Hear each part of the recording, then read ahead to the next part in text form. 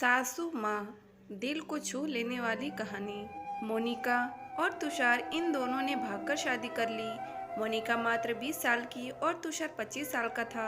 मोनिका अमीर घर से थी और तुषार मध्यम वर्गीय था। मोनिका के घर वालों को इस रिश्ते से विरोध था। उसके पिता को मोनिका के लिए अमीर लड़का चाहिए था। वैसे भी मोनिका के पापा के मुताबिक उसकी शादी करने की उम्र भी नहीं थी। थोड़ी सी समझ आने पर वह तुषार को भूल जाएगी, ऐसा मोनिका के पिताजी को लगता था। तुषार के माता पिता को इस शादी से कोई दिक्कत नहीं थी। मोनिका की पढ़ाई पूरी हो और तुषार को भी अपने करियर पर अच्छे से ध्यान देना चाहिए, ऐसी उनकी इच्छा थी। बाद में वक्त आने पर वह मोनिका के माँ पापा से बात करेंगे, ऐसा उन्होंने तुषार को बोला था। एक बार मोनिका और तुषार को बाहर घूमते हुए मोनिका के भाई ने उन्हें देख लिया। मोनिका को जबरदस्ती से घर लेकर गया। उसके घर एक ही तमाशा होने लगा। उन्होंने मोनिका का घर के बाहर जाना बंद करवा दिया। लास्ट में संधि देखकर उन दोनों ने भागकर शादी कर ली। मोनिका के घर वालों ने उससे सारे रिश्ते तोड़ दिए।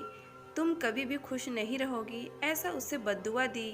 तुषार के घर वालों को उनका विरोध नहीं था, पर उन दोनों ने लिया हुआ निर्णय उसके माँ पापा को पसंद नहीं आया। हमें एक बार बताया तो होता, हम कोई न कोई मदद कर सकते थे। हम मोनिका के घर वालों से इस बारे में बात करते, ऐसे तुषार को उन्होंने कहा। पर अब जो हुआ सो हुआ। उन्होंने मोनिका को बहू के रूप में स्वीकार किया।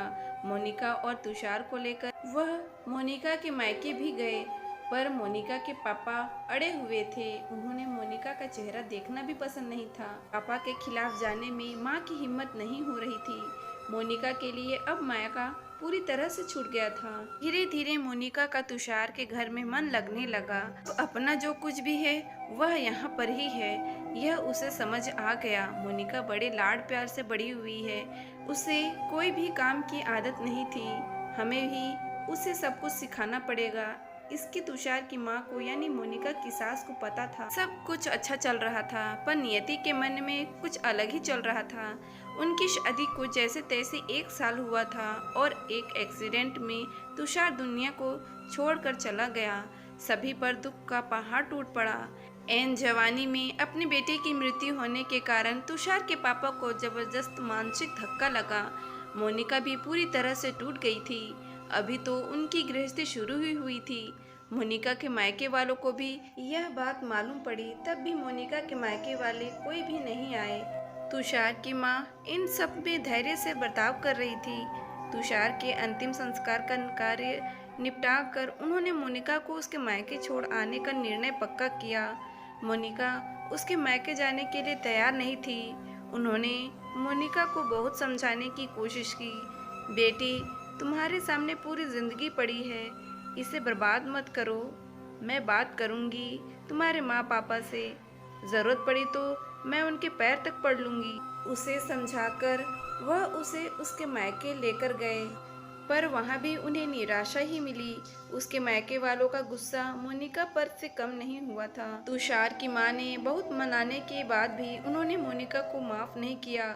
उसके पापा ने कहा, आपको वह बोझ लग रही होगी तो उसे कुएं में ढकेल दो। तुषार के माँ पापा मोनिका को वापस घर ले आए। मोनिका के वापस घर आने से घर के बाकी लोग थोड़े नाराज थे। अब मोनिका को कोई भी खुले मन से स्वीकारने को तैयार नहीं था। कुलक्षणी, आप शकुनी, पोते को निगल गई मेरे, अब बेटे को भी निगल जाएगी। यह ऐसा बोलकर तुषार की दादी मतलब मोनिका की दादी सास भी उसे ताने दे रही थी। उस वक्त तुषार के पापा की तबीयत बहुत खराब हो रही थी। यह सब मोनिका को सहन नहीं हो रहा था। उसने ठान लिया कि यहाँ से दूर निकल जाना चाहिए। रात को सब सो जाने के बाद वह निकलने वाली थी। तभी उसकी सास जो जग रही थी, उन्होंने मोनिका को रोका। कहाँ जा रही है, ऐसे पूछा। माँ, मुझे जाने दीजिए, मैं अपशुगनी हूँ। मेरी ही वजह से यह सब हुआ है।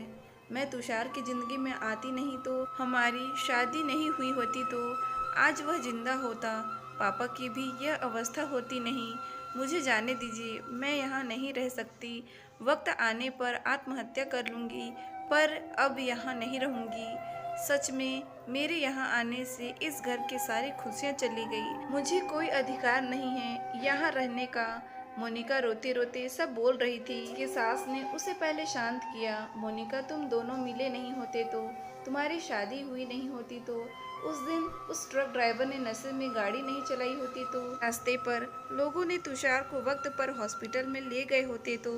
बहुत तो हैं बेटा, और अब वक्त निकल गया है इन सब बातों का विचार करने का।